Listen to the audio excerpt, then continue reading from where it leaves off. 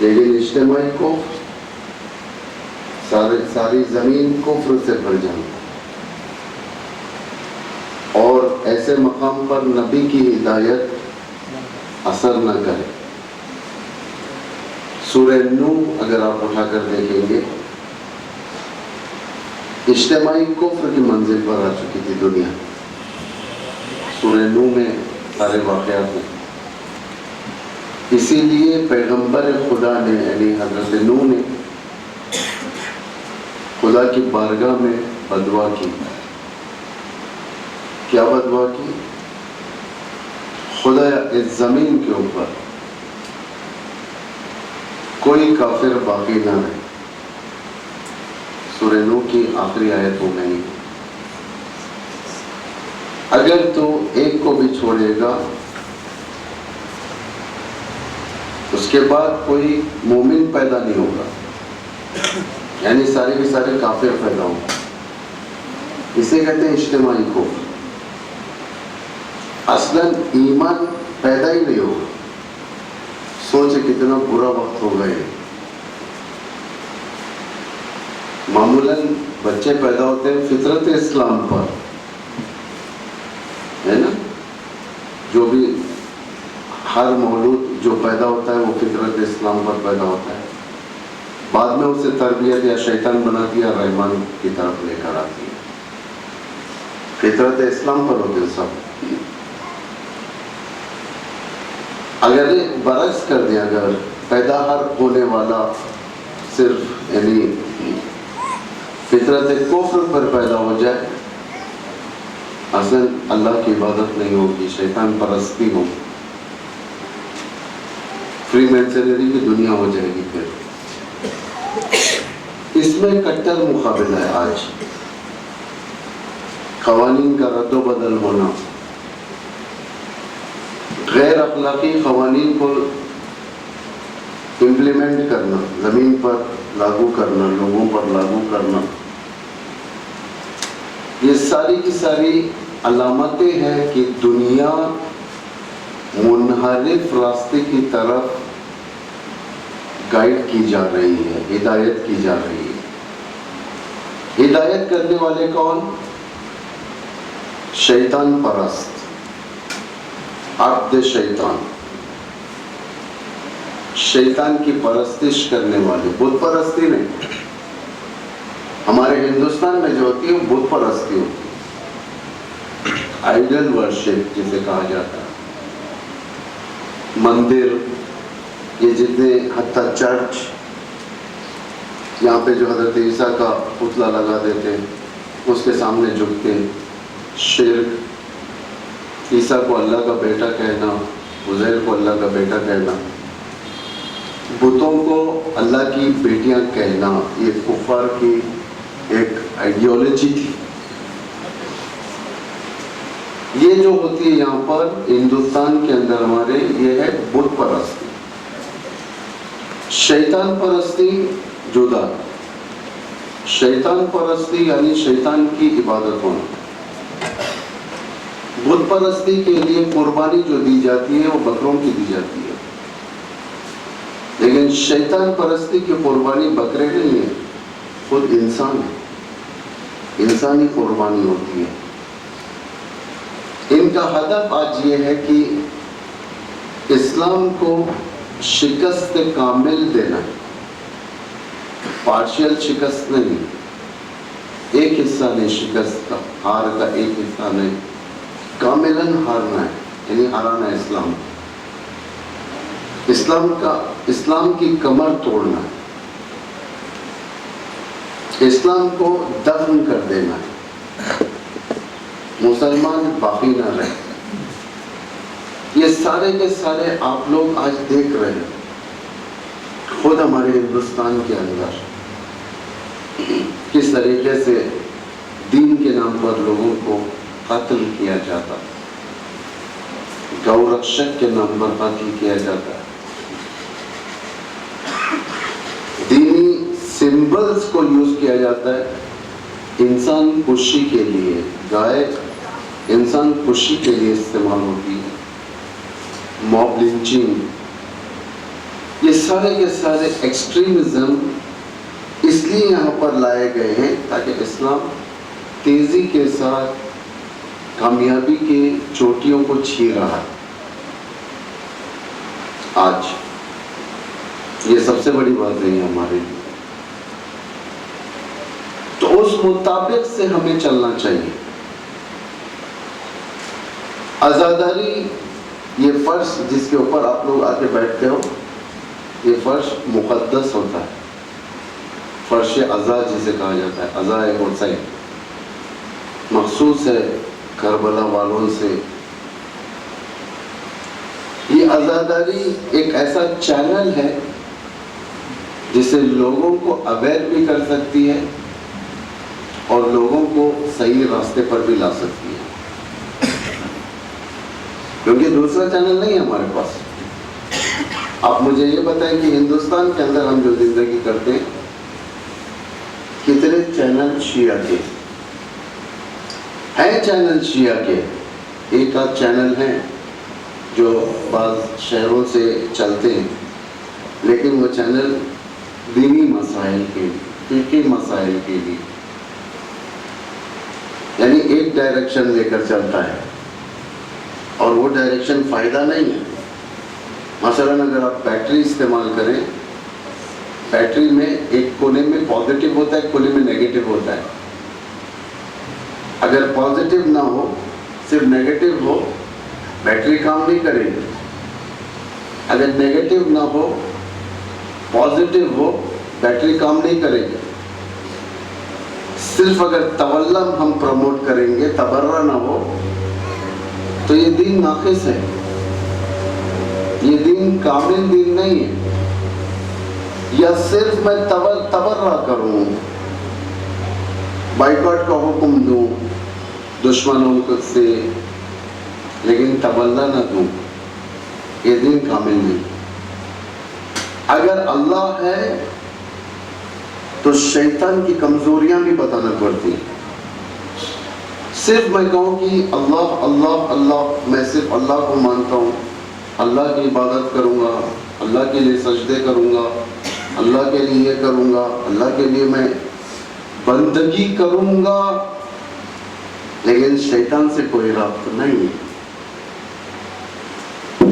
شیطان کے خلاف نہیں کروں گا، شیطان پہ لعنت نہیں پڑھوں گا، یہ ناقص دین ہوا ہے۔ صرف اگر میں کہوں پیغمبر اکرم یا محمد یا محمد یا محمد، لیکن ابو سفیان کی آئیڈیالوجی سے لوگوں کو نہیں بچاؤں گا، تو فرش ادا ناقص ہے، فرش ادا کا کام نہیں ہے۔ اگر میں صرف اور صرف امیر المؤمنین کی فضیلتیں بیان کروں، بنی امیہ کے سسٹم کو ٹچ نہ کروں، لوگوں کے ان کے حرکات نہ بتاؤں، تو یہ دین ناقص ہے۔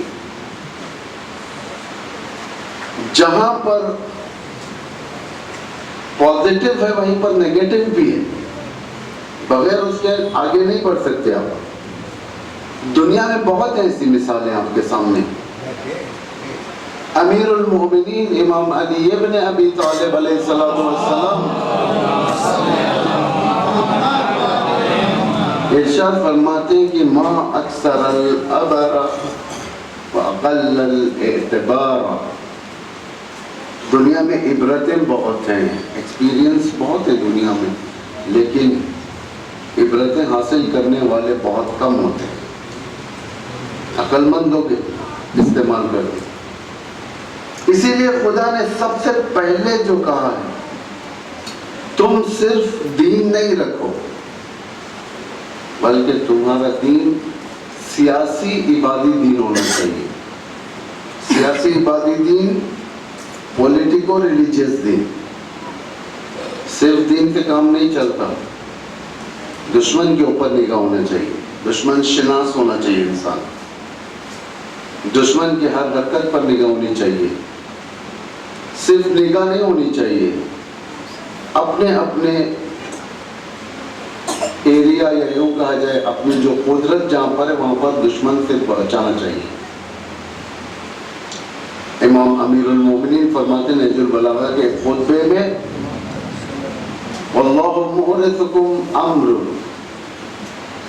کہ خدا نے تمہیں اپنے اپنے میدان میں ایک حکومت دیا ہے. گھر کا بڑا گھر کا حاکم ہوتا ہے. اگر گھر کا بڑا یہ کہے کہ میں صرف اپنے دین کا مالک ہوں، بیوی بچے پوتے پوتیاں نواسے نواسیوں کے دین کا میں مالک نہیں ہوں، تو اس کا دین ادھورا دین ہے، اس کا خوارج کا دین ہے اس کا. کیونکہ خدا کہہ رہا ہے اپنے پیغمبر سے، قُوا أَنفُسَكُمْ وَأَهْلِكُمْ نَارًا، پیغمبر تم خود اکیلے جہنم کی آگ سے نہیں بچو، اپنے بیوی بچوں کو بھی آگ سے بچاؤ. ریسپانسبلٹی کس کی؟ گھر کے بڑوں کی ہوئی. یہاں پر ایک محلے کی ریسپانسبلٹی کس کی ہوتی ہے؟ عالم پر ہوتی ہے، محلے کے عالم پر، امام جماعت پر، مسجد میں جو نماز پڑھ رہا تھا. ان گدرو پیٹ کی ذمہ داری شیعوں کی ان گدرو پیٹ کے عالم کی ہوتی ہے نا. اب سارے شہر مچھلی پٹنم کی ذمہ داری کس پر ہوتی؟ امام جمعہ پر ہوتی کہ وہ امر بالمعروف کرے، نہی عن المنکر کرے. سب سے پہلے لوگوں کو دشمن کے بارے میں بتائے. جانوروں کی فطرت ہوتی ہے، جو درندے ہوتے ہیں، شیر، چیتا، فاکس اور لائن، یہ جتنے جانور ہوتے ہیں یہ دشمن ہوتے ہیں ان جانوروں کے جو گھاس وغیرہ کھاتے ہیں،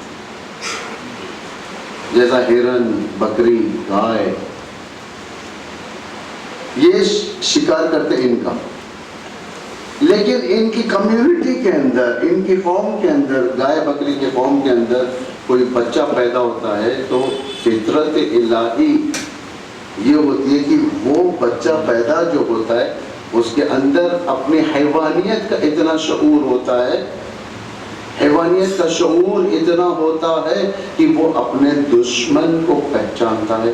لائن میرا دشمن، ٹائیگر میرا دشمن ہے، چیتا میرا دشمن ہے، فاکس میرا دشمن ہے، پہچانتا ہے. پہلی چیز جو جانور کے بچے کو معلوم ہوئی وہ اپنا دشمن. اگر انسان کو اپنا دشمن معلوم نہ ہو، انسانوں کے اندر اگر شیعوں کو اپنا دشمن معلوم نہ ہو، معلوم اگر نہیں ہے تو پھر عزاداری بیکار ہے. کوفے والے اپنے دشمن کو نہیں پہچانے، اور جب پہچانا تو دیر ہو چکی تھی، فرزند رسول ذبح ہو چکا تھا. یعنی ایک دشمن کو نہیں پہچاننے کی وجہ سے. توجہ کریں آپ لوگ. جس آیت کی تلاوت میں نے کیا ہے یہ بچے بچے کی زبان پر رٹی ہوئی آیت ہے، یہ ہے نا، آیت الکرسی کی آیات میں سے ہے یہ. لا اکراہ فی الدین، بولیں آپ لوگ، لا اکراہ. اس کے بعد قد تبین الرشد من الغی، دین میں کوئی جبر نہیں. قد تبین الرشد من الغی، اللہ نے رشد کو، اچھائی کو، برائی کے، یہ دونوں پلیٹ فارم کو بیان کر دیا. دوست کو بھی بتا دیا، دشمن کو بھی بتا دیا، اچھائی کو بھی بتا دیا، برائی کو بھی بتا دیا، پازیٹیو راستہ بھی بتا دیا، جنت جانے والا راستہ بھی بتا دیا، جہنم کا مظلہ بھی بتا دیا. اس کے بعد کیا فرما رہا ہے اللہ؟ فَمَن يَكْفُرْ بِالطَّاغُوتِ وَيُؤْمِن بِاللَّهِ. اللہ نے یہ نہیں کہا خداوند متعال دنیا کا پروفیسر نہیں ہے، کسی اسکول کا ٹیچر نہیں ہے کہ اسکرپٹ لکھنے کے بعد دوبارہ کاٹ کر اس کو چینج کیا جائے. خدا یہ نہیں ہے. خدا جو کہہ دیتا ہے خدائی کلام ہے. سب سے پہلے یہ نہیں کہا اللہ نے وَمَن يُؤْمِن بِاللَّهِ وَيَكْفُرْ بِالطَّاغُوتِ، یہ نہیں کہا اللہ نے کہا کہ وَمَن يَكْفُرْ بِالطَّاغُوتِ وَيُؤْمِن بِاللَّهِ. سب سے پہلے اللہ نے کہا کہ جو بھی طاغوت یعنی ٹائرنٹ، یہ مینشن نہیں کیا اس ٹائرنٹس کے نیچے، طاغوت کے نیچے اللہ نے یہ نہیں کہا کہ شیطان یا اپنے دور میں ابو سفیان یا معاویہ ابن ابی سفیان، یزید ابن معاویہ، ولید، مروان، حجاج بن یوسف، مروان حمار، یہ سب نہیں لکھا اللہ نے. ایک کامن جملہ دے دیا، وہ ایک طاغوت. امیر المومنین کے زمانے میں طاغوت بنی امیہ کا سسٹم تھا. معاویہ ابن ابی سفیان طاغوت، ابو سفیان طاغوت، موسیٰ کے مقابل میں فرعون طاغوت، ابراہیم کے مقابل میں نمرود طاغوت. جو بھی الہی سسٹم کے مقابل میں آئے گا وہ طاغوت ہے. تو اس دور میں اگر امریکہ سسٹم الہی کے مقابل میں آئے گا، جو آیا ہے وہ طاغوت. یعنی ضروری ہے کہ مومن کو وَمَن يَكْفُرْ بِالطَّاغُوتِ، جو بھی امریکہ کے خلاف اٹھے گا، اسے پروٹیسٹ کرے گا، اس کی آئیڈیالوجی کو ڈینائی کرے گا، مرد آباد کہے گا، اسرائیل کے خلاف کرے گا، وَيُؤْمِن بِاللَّهِ، اللہ سب سے پہلے ان کو ڈینائی کرنے کو کہہ رہا ہے، اس کے بعد اللہ کہتا ہے میری عبادت کرو. سورہ فاتح 26ویں جز میں، سورہ فتح میں اگر آپ جائیں گے آخری آیت کے اوپر نگاہ کریں، جس میں خداوند متعال ارشاد فرما رہا ہے، محمد رسول اللہ اشداء علی الکفار ورحماء بینہم. محمد جو اللہ کا رسول ہے، ایک صلوات پڑھے محمد.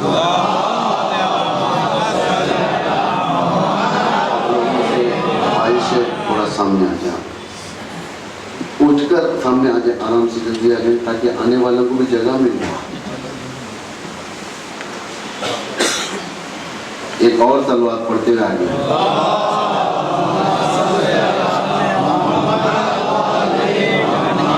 کیا فرمایا خدا، کیا فرما رہا ہے قرآن میں؟ محمد رسول اللہ، سب سے پہلے پیغمبر محمد اللہ کے رسول ہیں، جس کا پروگرام کیا ہے آنے کا دنیا میں. کیا بچوں کو صرف الف بے پڑھانا ہے، اس لیے پیغمبر آئے تھے؟ کیا بچوں کو اصول دین اور فروع دین کے صرف نام یاد کرانے کے لیے آئے تھے انبیاء الہی، پیغمبر اور ائمہ؟ اس لیے تو نہیں آتے نا.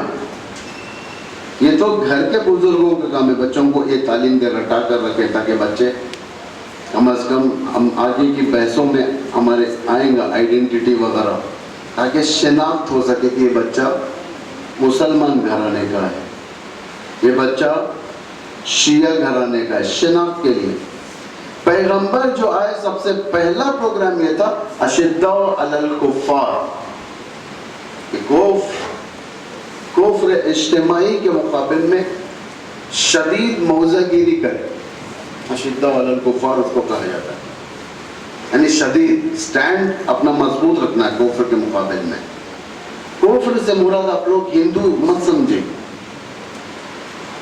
ہندو ہے، یہ مشرک ہے. یہ کفر ملحد یہ الگ کفر سسٹم ہے. یہ امیر المومنین کے بارے میں مشہور ہے یہ حدیث، کل ایمان کل کفر کے مقابل میں جا رہا ہے. یعنی ایمان کا سسٹم کفر کے سسٹم کے مقابل میں جا رہا ہے.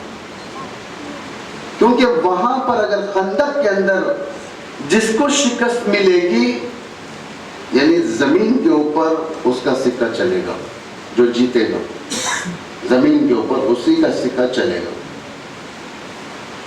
جو شکست پائے گا اس کا سکہ نہیں چلے گا زمین کے اوپر. خدا نخواستہ خدا نخواستہ خدا نخواستہ اگر امیر المؤمنین کو جنگ خندق کے اندر شکست ہوتی، کل کوف بھاری ہو جاتا، اسلام ختم ہو جاتا. مدینے میں مسجد النبوی نہ ہوتی، مدینے میں کفر کل کا مندر ہوتا. جو کرے لیکن امیر المومنین نے اسے میدان میں پچھاڑ کر صرف ایک عمرو ابن عبدوت، ایک آئیڈیالوجی کو شکست نہیں دی. عمرو ابن عبدوت کسے کہتے ہیں؟ عمرو نام ہے، ابن عبدوت. مسلمان کیا کہتے ہیں؟ عبداللہ، عبداللہ، عبد اللہ، اللہ کا بندہ. عبد عبد کا بندہ. جو اس ٹائٹل کے ماتحت آیا تھا جنگ خندق کے اندر، یعنی عبد کی جیت ہوتی، عبدوت کی جیت نہ ہوتی، عمرو کی جیت نہ ہوتی، عبد کی جیت ہوتی. پیغمبر کے خدا کے سامنے مسجد النبوی کے اندر عبد کا پتلا رکھا جاتا. کیا ہوا یہاں پر؟ کل ایمان کی جیت ہوئی، سسٹم کی جیت ہوئی، الہی سسٹم کی جیت ہوئی. کیوں؟ اس کے بعد حدیث کہی گئی، حدیث میں بیان کیا گیا ہے ضربت علی یوم الخندق افضل من عبادت الثقلین یا ثقلین. ایک ضربت امیر المومنین کا جو عمرو ابن عبدوت کے سر کے اوپر پڑا تھا، ایک ضربت عبادت ثقلین سے بھی بہتر، دونوں جہاں کی عبادت کرنے ہوتے. کیوں؟ سسٹم کی جیت ہوئی. اگر خدا نخواستہ امیر المومنین وہاں پر شکست پا جاتے، خدا نے جو آدم کو بنایا تھا یہ بنانا بیکار ہو جاتا. آدم کی صفت اللہ ہونا بیکار ہو جاتا، نوح کا نبی اور ان کے زحمات بیکار ہو جاتے، ابراہیم کی زحمات بیکار ہو جاتے، انبیاء کے زحمات بیکار ہو جاتے. یعنی امیر المومنین نے صرف وہاں پر پیغمبر کو نہیں بچایا، سسٹم کو بچایا. سسٹم امپورٹنٹ ہے. اگر پیغمبر کی شہادت ہو جاتی تو کیا ہوتا؟ اسلام ختم ہو جاتا؟ اسلام ختم نہیں ہوتا. فرد پیغمبر ختم ہو سکتا ہے، فکر پیغمبر کبھی ختم نہیں ہوتی. خود پیغمبر ختم ہو سکتا ہے، انسان ہے اور بات ہے اشرف المخلوقات، لیکن فکر باقی رہتی. جس وقت جنگ احد میں شیطان نے آواز اٹھایا کہ بھاگو سب مسلمانوں، محمد قتل کر دیے گئے. جب بھی میں ایسے نام لاؤں محمد ایک صلوات پڑھ دیا کریں.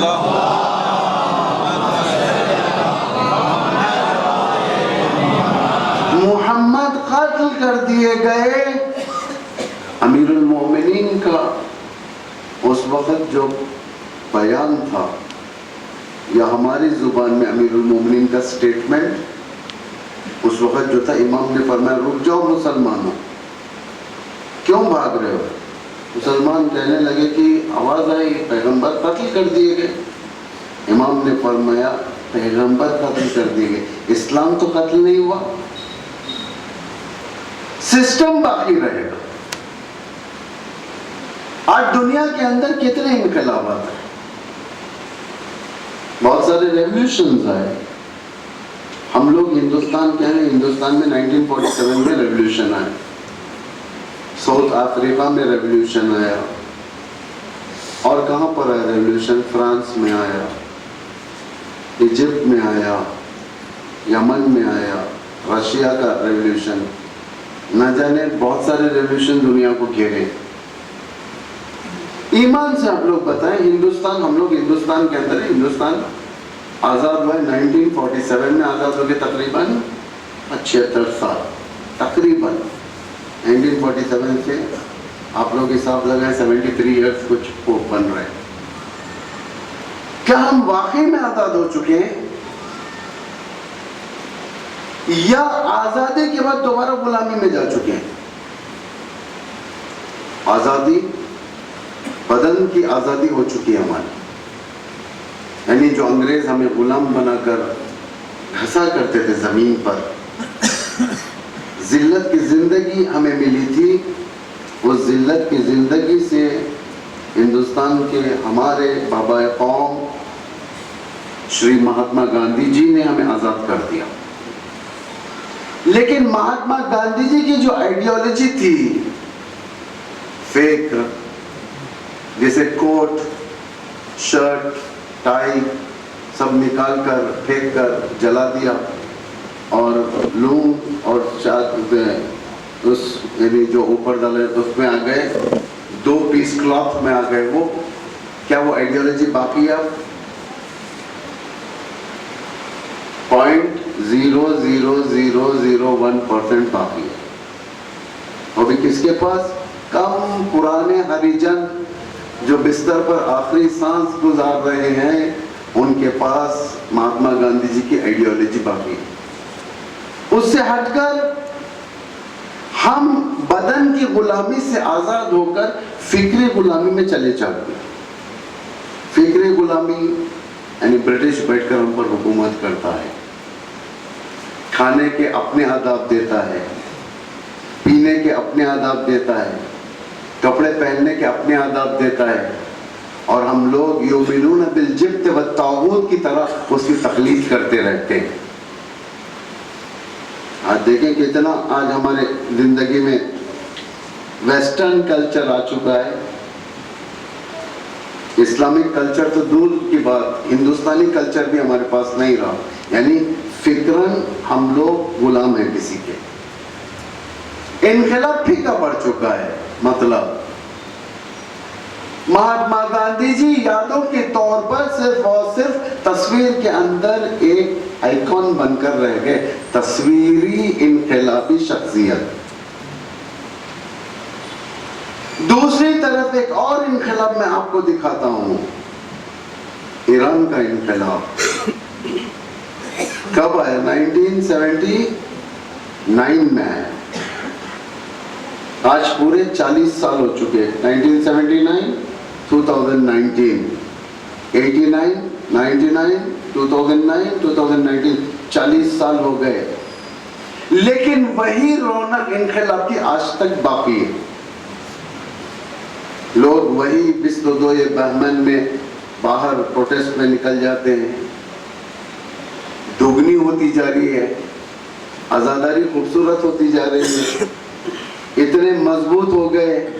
انہوں نے داعش سے عراق کو بچایا، انہوں نے داعش و IS سے سوریا کو بچایا، انہوں نے یمن کو مضبوط کیا، فلسطینیوں کو اتنا مضبوط کیا. یہ لوگ پتھر کی جنگوں سے آج میزائل تک پہنچ گئے. دھیرے دھیرے سے ان کا ریولیوشن، ان کا انقلاب دوسروں کے دلوں تک پہنچنے لگا. کیا خاصیت ہے اس کے اندر؟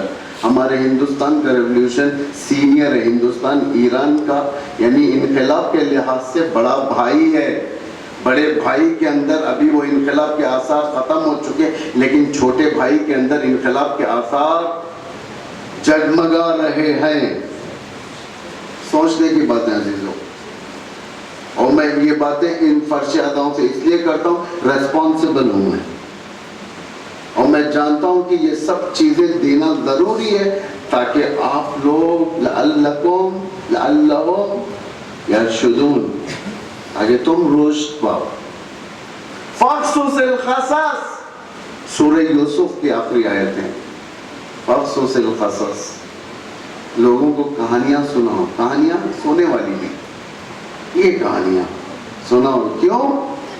تاکہ وہ لوگ رشد پائیں، عاقل ہو جائیں، سمجھ سکیں کہ دوست کون ہے، دشمن کون ہے. ایران کا انقلاب باقی 40 سال ہو چکے، پھیکا نہیں پڑا. جس کی علامت یہ ہے 16-17 سال کے بچے، 20 سال کے بچے، نوجوان، جوان، شادی شدہ لڑکے جن کی شادی تازی ہوئی تھی، ان کے بچے ان کی اہلیہ کے پیٹ میں تھے، انہوں نے ساری لذت والی زندگیوں کو چھوڑ کر حضرت زینب کے حرم کو دفاع کرنے چلے گئے.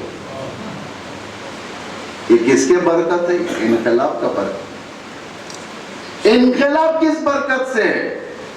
آزاداری کے برکت سے ہے نا. یہ جتنے آپ جانتے ہیں جو مدافعان حرم کس کو کہا جاتا ہے؟ حضرت زینب کے روضے سے دفاع کرنے والوں کو مدافعان حرم کہتے ہیں. کہاں سے گئے تھے؟ پاکستان سے زینبیون، افغانستان سے فاطمیون، سیریا کے خود، عراق سے حشد شعبی اور موسٹ ایکسپیرینسڈ حزب اللہ، یہ لوگ دفاع کرنے کے لیے گئے تھے. ان کو کہا ہے مدافعان حرم. ان میں سے جو بھی شہید ہوتا ہے انہیں کہا جاتا ہے شہداء مدافعان حرم. یہ جتنے گئے تھے کون تھے؟ یہ کوئی انجینئر لوگ نہیں تھے، یہ ٹرینڈ آرمی نہیں تھی. اس میں سے 95% جوان وہ لوگ تھے جو تہران میں، قم میں، شیراز میں سبیلوں کے ذریعے سے لوگوں کو شربتیں پلاتے تھے، بسکٹیں کھلاتے تھے، چائے پلاتے تھے.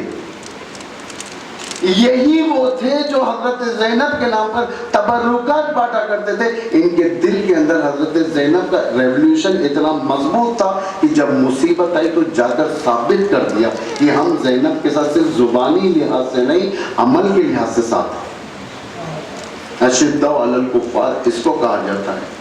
کفر کے سسٹم کے مقابل میں سخت ڈیسیشنز لینا. لوگ ڈر جاتے ہیں.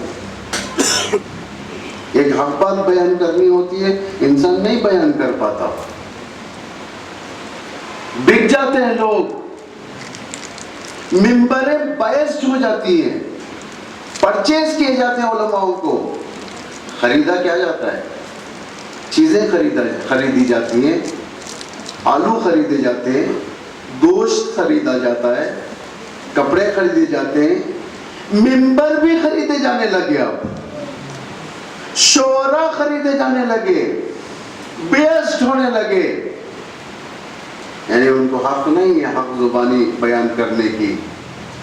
جس بنا پر جو نوجوان اسلام کی خدمت کے لیے جذبے کے ساتھ اٹھنا چاہتا ہے، اس نوجوان کو عقیدے کے لحاظ سے دبا کر کچل دیا جاتا ہے. نوجوانوں کی ہمت کہاں ٹوٹتی ہے؟ جب ممبر غلط استفادہ ہو. اگر ممبر صحیح استفادہ ہو، اگر قرآنک لاجک اگر صحیح طریقے سے دیا جائے، نوجوان کے اندر کے جذبات نہیں ہوں گے. سیریا دور کی بات، یمن دور کی بات، دیگر ممالک دور کی بات. آپ ایمان سے بتائیں کتنے نوجوانوں کے اندر کشمیریوں کے لیے دل دھڑکا ہے؟ نہیں دھڑکتا. ہمارا دھڑکتا تو نوجوان شعراء سے کہتے کہ کشمیر کے مظلوموں کے لیے بھی کچھ نوحے کے اندر مصرے پڑھائے جائیں. منبر سے علماء آ کر کچھ بیان کرتے، کشمیر کے بارے میں بیان کرتے. نہیں دھڑکتا ہمارا دل. کیوں نہیں دھڑکتا؟ اس لیے کہ خوف، کہیں ایسا نہ ہو کہ ہندوتو آ کر ہمیں ختم کر دے.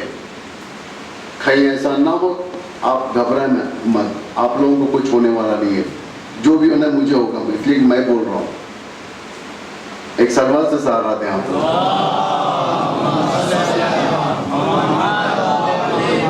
اس لیے کہ خوف. کیوں ہے یہ خوف؟ اس لیے کہ ہمارے علماء نے اشداء علی الکفار کے بارے میں نہیں بیان کیا. اگر امریکہ کے بارے میں پڑھا جائے، اسرائیل کے خلاف پڑھا جائے، تو لوگ کہتے ہیں بھائی ایک عزاداری کو تو آسانی سے گزرنے دو، یہ سب کیا ضرورت ہے ممبروں سے پڑھنے کی. یعنی تم پرانے یزید پہ لعنت کرنا آسان سمجھتے ہو، اس لیے کرتے ہو کہ وہ یزید مر چکا. پرانے یزید 61 ہجری کی یزید پر لعنت کرنا آسان ہے. بر یزید کہیں آپ لوگ لعنت کہیں گے نا آپ لوگ, بر یزید لعنت آپ لوگ کہیں گے بے شمار. آپ کو معلوم ہے کہ یہ اسٹیٹمنٹ بر یزید لعنت یزید تک نہیں پہنچے گا, اس لیے کہ یزید دفن ہو چکا ہے, جہنم میں جل رہا ہے. وہ نہ سیکیورٹی بھیجے گا نہ آپ کے خلاف فورس بھیجے گا. اگر آپ آج کے ظالم کے خلاف بولنے کو کہوں تو کل سے کوئی مجلس کو نہیں آئے گا, مسلم ابن عقیل کا حل ہو جائے گا. کوئی نہیں آئے گا, کہے گا بابا نہ بابا یہ مجلس میں ہمیں نہیں جانا ہے, یہاں پہ کچھ نہیں ہے. یہاں پر تو امریکہ کے خلاف ہے, اسرائیل کے خلاف ہے, فلاں ہے, سعودی کے خلاف. بھائی ہم تو حج کرنے جانا ہے, یہ سعودی کے خلاف بول رہے, وہاں گیا تو ایئرپورٹ پہ روک دیا جاؤں گا میں.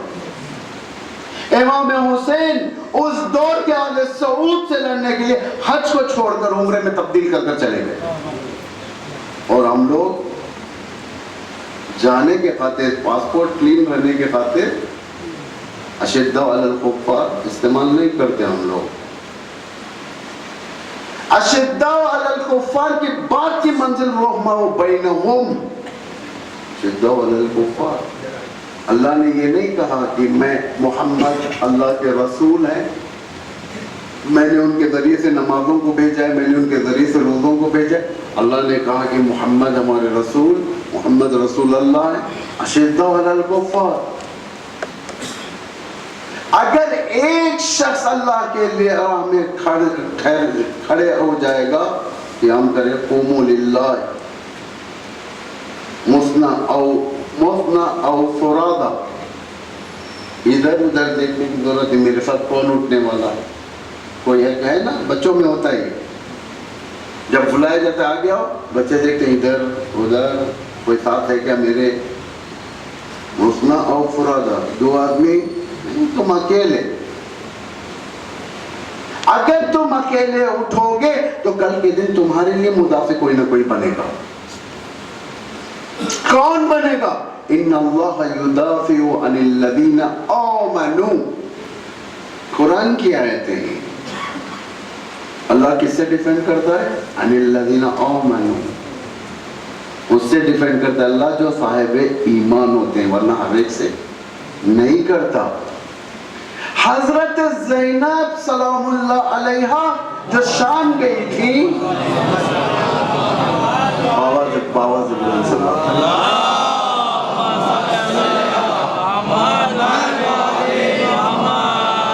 اب آپ لوگ بتائیں, مصائب میں سنتے ہوئے چلے آپ لوگ. حضرت زینب شام گئی, تشریف لے گئی, کس سال میں؟ ہاتھوں میں حسن, سر پر بے مخنو چادر, رسم بنے ہوئے پیروں سے لے کر ہاتھ تک. کیا بن کر گئی تھی یہ؟ کہیں آپ لوگ قیدی بن کر گئی تھی. کہاں پر گئی تھی؟ شام گئی تھی. قیدی بن کر اکیلی زینب رسول زادیاں کے ساتھ, ایک امام کے ساتھ قیدی بن کر گئی تھی. آج تک دنیا میں لاکھوں کروڑوں قیدیاں پیدا ہو گئے اور مر گئے, لیکن جس ملک کے اندر زینب قیدی بن کر گئی تھی, آج اسی ملک کے اندر زینب کے محافظ آرمی زیادہ ہے نا. حزب اللہ ہے, حشد شعبی ہے, زینبیون ہے, فاطمیون ہے. کوئی تاریخ میں تصور کر سکتا تھا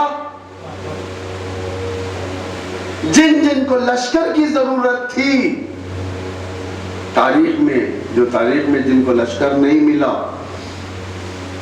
آج شیعت انہی کے لشکر کے نام پر اٹھی ہے. حضرت فاطمہ زہرا سلام اللہ علیہا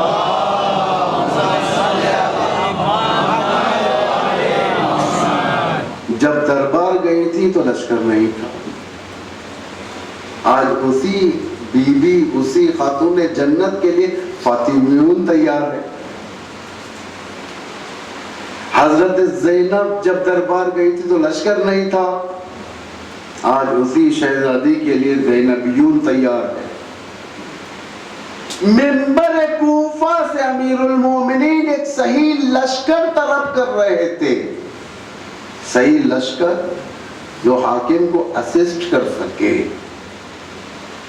منبر پر امام ٹھہرے ہوئے ہیں، مجمع بیٹھا ہوا ہے کوفے کا، خطبہ دے رہے ہیں امام حوصلہ دے رہے ہیں ظالم کے خلاف، اس دور کے ویسٹ کے خلاف، اس دور کے امریکہ کے خلاف. امام کہہ رہا ہے کہ اٹھو، اس ظالم کو ختم کرو. اگر تم سکون کی زندگی چاہنا چاہتے ہو، تمہیں ہرگز نصیب نہیں ہوگی جب تک ظالم رہے گا.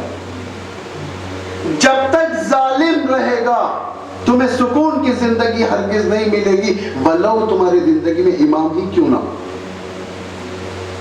یعنی جو آئیڈیالوجی کے اندر ظالم کے خلاف پروٹیسٹ نہیں ہوتا. مثلا آج کی دنیا میں ہم لوگ زندگی کر رہے ہیں، اگر ہمارے دلوں میں ظالم کے خلاف جذبہ نہ ہو، اسرائیل کے خلاف جذبہ نہ ہو، ظلم کرنے والی حکومتوں کے خلاف جذبہ نہ ہو، ہم اٹھنے کی طاقت نہیں رکھتے، ہم اپائج بن جائیں گے. ہماری زندگی میں اگر امام بھی ہوگا تو امام کی برکتیں اثر نہیں ہوں گی. معاویہ کے لشکر کے مقابل میں امیر المومنین کوفے والوں کے بیچ میں تھے، لیکن وجود مبارک کے امیر المومنین کوفے والوں کو کچھ اثر نہیں کر رہا تھا. اس لیے کہ ان کے پاس دین، سجدوں کا دین تو تھا، قیام و رکوع کا دین تھا، لیکن ولایتی دین نہیں تھا. ولایتی دین یعنی وہ دین جس کے احکام، وہ جس کی سیاسی، جس کے ہر چیز میں ہم اہل البیت کو اپنی رسی دے دیتے ہیں. زیارت جامع کبیرہ میں یہ جملہ ہے امام کا، وَنَفْسِي وَأَهْلِي وَمَالِي وَأُسْرَتِي، یعنی ہر چیز آپ کے لیے، میرا نفس، میرا اہل، بیوی بچے، میرا نفس، میری اولاد، میری دولت، میرا پیسہ، میری ہر چیز آپ کے حوالے. آپ مجھے جہاں چاہیں اٹھائیں، برترین جنگ میں اٹھائیں، مجھے آنا پڑے گا. صلح کے وقت آپ صلح کریں گے، میں چون چہرہ نہیں کروں گا، خاموش بیٹھ جاؤں گا، یعنی آپ کی صلح مانوں گا. زیارت عاشوراء میں آپ کیا فرماتے ہیں؟ انی سلم لمن صالمکم وحرب لمن حاربکم، کہ میری صلح وہی صلح ہے جو آپ کی صلح ہے. اگر آپ نے صلح کر لی تو میں صلح، بس تلوار کو اندر رکھ لوں گا، چون چہرہ نہیں کروں گا. آپ نے کیوں صلح کی اس کے ساتھ نہیں کہوں. میری جنگ وہی جنگ ہے جو آپ کی جنگ ہے. اگر آپ جنگ کے لیے ٹھہر جائیں گے، میری جنگ وہ جنگ ہے. امیر المومنین تنہا تھے منبر سے، کوئی جواب نہیں تھا پبلک کا، نمازیوں کا کوئی جواب نہیں تھا. امام گریہ کرنے لگے، اتنا گریہ کہ اتنا گریہ، ہچکی آنے لگی، امام کی ہچکی آنے لگی. اسی منبر سے امام نے دعا کی، خدایا ان کو بدترین حاکم دے اور مجھے بہترین امت دے. بدترین حاکم خدائی نظام میں سے ہے. جو شخص امام عادل کو رد کرے گا، اللہ اس کے اوپر دوسرا امام عادل نہیں دیتا، امام جور مسلط کر دیتا. خدایا ان لوگوں کو تو بدترین حاکم دے اور مجھے بہترین امت دے. یہ دعا کی رمضان کی ابتدا میں 19 کی صبح. ان دو بدترین حاکم میلا معاویہ ان کے اوپر حکومت کیا. امیر المومنین کو بہترین امت ملی، پیغمبران، اولیاء، شہداء، امامات. اللہ چانس دیتا ہے. پھر توجہ کریں، امام امیر المومنین یہاں پر سیاسی دین، کون سا دین؟ سیاسی عبادی دین دینے کے لیے آئے تھے. اگر ہم کہیں نہیں وہ دین نہیں چاہیے، ہمیں آزاداری چاہیے لیکن پالیٹکس نہیں ہونا چاہیے، اتفاق سے آپ یہاں پالیٹکس نہیں بات کریں گے، دنیا کے حالات بات نہیں کریں، پھر کہاں بات کریں گے؟ ایم ایل ایس کی طرح کیا چوراہے پہ ٹہل کے بات کریں گے؟ آپ کی کون ہے سننے والا؟ اللہ نے ممبر اسی لیے دیا تاکہ تمہارے کانسنٹریشن ممبر کی طرف رہے، ممبر کا سوء استفادہ نہ کرے۔ اگر میں کہوں صرف اور صرف پازیٹیو دین کے ساتھ میں جنت جاؤں گا، یہ غلط بات ہے، غلط بات۔ وَمَن يَكْفُرْ بِالطَّاغُوتِ وَيُؤْمِن بِاللَّهِ فَقَدِ اسْتَمْسَكَ بِالْعُرْوَةِ الْوُثْقَىٰ، یعنی سب سے پہلا ایڈیشن وَمَن يَكْفُرْ بِالطَّاغُوتِ، طاغوت کا انکار، اس کے بعد اللہ پر ایمان، لا الہ الا اللہ۔ کیا ہے یہ کلمہ؟ اس کلمے کو کیا کہتے ہیں؟ کلمہ توحید۔ سب سے پہلی چیز کیا؟ انکار ہے، لا، نہیں ہے کوئی معبود۔ پہلے پروٹیسٹ ہے، ہم پروٹیسٹ کرتے نہیں ہے کوئی معبود سوائے اللہ، اس کے بعد اللہ پر، یعنی دین کی اساس ہے یہ۔ اگر آپ یزید کو ہٹ کر یزیدیت کو پہچانیں گے، یزید آسانی سے سمجھ میں آئے گا۔ اس دور کی یزید پر لعنت کرنا آسان ہے، آج کریں لعنت، کریں آپ لوگ لعنت، آج ہندوتوا کے اوپر لعنت کریں، بھائی کہیں میرے گھر نہ اجڑ جائیں۔ اور امام حسین کیا فرماتے؟ مجھے تمہارے وجود سے کوئی خوف نہیں ہے، لیکن تمہارے دلوں کے اندر جو خوف پل رہا ہے اس خوف سے مجھے خوف ہے۔ ان لوگوں سے خوف نہیں تھا، جو امام حسین نے خطرہ بتایا تھا وہی ہوا، امپلیمنٹ ہوا۔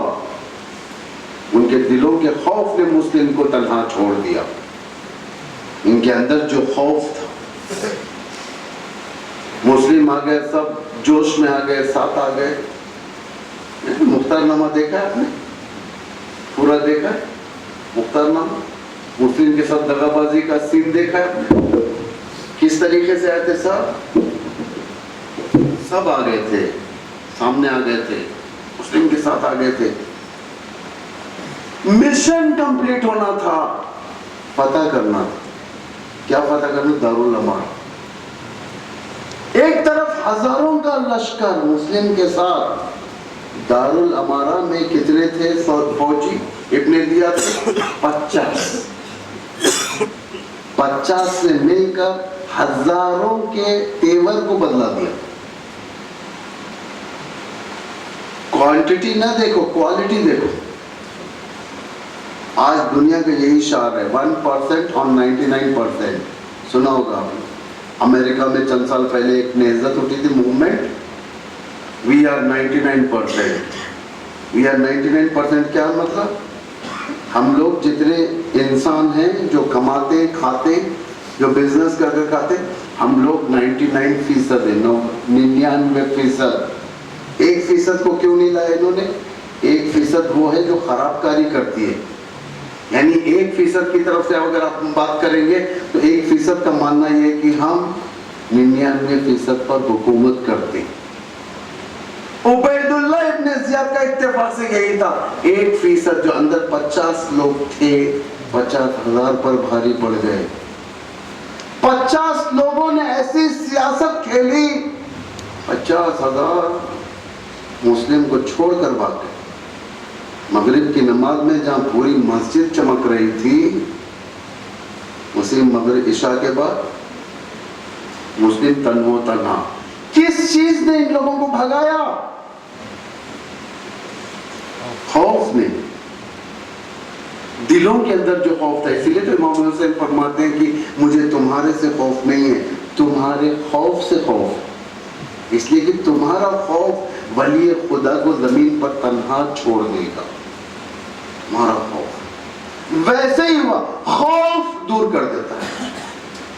یوم قدس میں نہیں جا سکتا، کیوں نہیں جا سکتے؟ خوف، ایسا نہ ہو کہ دوسرے لوگ مجھے بائیکاٹ کر دیں۔ یہ چل رہا ہے، کہیں پر ایگریشن ہو جائے ظالم کی طرف سے، ہم اٹھ نہیں سکتے، کیوں؟ خوف۔ کشمیریوں کو سپورٹ نہیں کر سکتے، کیوں؟ خوف، کہیں ایسا نہ ہو کہ مودی سرکار ہمیں برباد کر دے۔ خوف۔ میں یہ کام نہیں کر سکتا، کیوں؟ خوف، کہیں ایسا نہ ہو کہ ہندوتوا ہمیں قتل کر دے. یہ خوف انسان کو امام تک پہنچنے نہیں دیتا. یہی خوف تھا جو مسلم کو قتل کرنے پر مجبور کیا. یہی خوف تھا جو کوفے والے اندر کربلا میں آئے بغیر کوفے کے اندر گھروں کو لاک کر کر بیٹھ گئے تھے. ایسا لگ رہا تھا کہ کرفیو ہو چکا ہے کوفے میں. تنہا زہرا کا لال میدان میں آ کر پھنس چکا, لیکن کوئی آگے نہ آیا. انہیں بتایا گیا تھا حسین فرزند زہرا کربلا میں آ چکا ہے, لیکن انہوں نے دروازوں کو کڑیاں لگا دی. کیوں؟ ان کے دلوں میں خوف تھا. خود میں نہیں جائیں گے ہم, خوف کہیں ایسا نہ ہو کہ ہمارے قوم والے کیا کہیں گے, نئی نئی چیزیں لگا لیے لوگ. یزید کے خلاف بولیں گے لیکن یزیدیت کے خلاف نہیں بولیں گے, اس لیے کہ کہیں ایسا نہ ہو کہ دوبارہ مجھے شعر پڑھنے کی اجازت نہ ملے, شاید مجھے منبر پڑھنے نہ بلایا جائے, شاید مجھے لوحہ پڑھنے نہ بلے. خوف. یہ لوگ کبھی امام زمانہ کے ساتھ نہیں چل سکتے. خدا نخواستہ آج ایک ابن زیاد یہاں پر آ گیا تو ولی خدا کوئی نہ کوئی سڑک پر آ جائے گا, ان گدرو پیٹ کے آپ لوگ قفل لگا کر بیٹھ جائیں گے. خوف. خدا نے یہ نہیں کہتا کہ میں آپ لوگوں کے اندر ہے, یہ خوف کوفے والوں سے ڈر. جیسے ہی دل کے اندر خوف آیا کہ میں یہ نہیں کہہ سکتا, یہ خرافات کے بارے میں نہیں کہہ سکتا, شیعت کا چہرہ بگاڑا گیا اس کے بارے میں نہیں کہہ سکتا. خوف جب آ جائے گا آپ کی قوم کی خوبصورتی مٹا دی جائے گی. اس میں سے یہ آج میں تصویریں دیکھ رہا تھا آپ کے عاشورے کی, اس میں لڑکیوں کے اوپر کھما لگایا جا رہا تھا اور کوئی منسٹر کوئی آ کے ان کی پٹی باندھ رہا تھا. ایک نامحرم کو ہاتھ لگانا, وہ بھی یوم اللہ کے دن. کیوں نہیں کہہ سکتے؟ اگر ہم آگے بڑھ کر روک دیتے تھوڑی دیر, کیا ہوتا تھا؟ ایک زنجیر آپ کے گلے پر پڑ جاتی دشمن کی, آپ کا خون بہتا. یہ خون اللہ کے نزدیک محبوب ہو جاتا تھا. آپ نے نہیں روکا ہے. کیوں نہیں روکا؟ خوف کہیں ایسا نہ ہو کہ لوگ میرے دشمن ہو جائیں. نہیں ہو سکتا. یہ لوگ امام کے ساتھ نہیں چل سکتے. ریچولز کو انجام دینا اور امام کے ساتھ چلنے میں زمین آسمان کا فرق ہے. امام کے ساتھ چلنے کے لیے آپ کو صدق و لسان چاہیے. اس لیے قرآن کہہ رہا ہے وَجَعَلْ لِي لِسَانَ صِدْقٍ فِي الْآخِرِينَ وَأَلْحِقْنِي بِالصَّالِحِينَ. جب تک لسان صدق آپ کے ساتھ نہیں ہوگی آپ صالحین کے ساتھ نہیں مل سکتے. صالحین کون؟ ائمہ.